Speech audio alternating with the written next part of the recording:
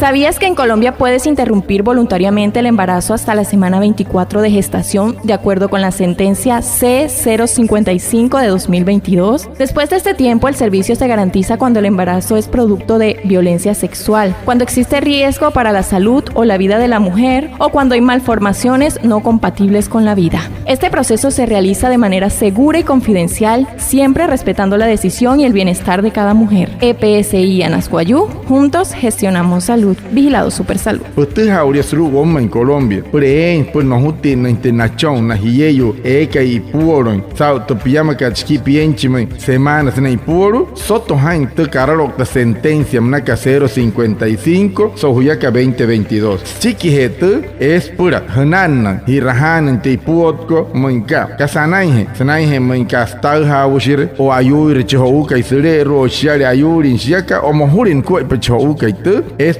Shantin Catengo Musanik de Carolot sentencia 355 Sohuyaka 2006. Tu Ainas por Wane Pientana Tentehiet que Catin Sou Catin no Nayaka no Wane Vernacua.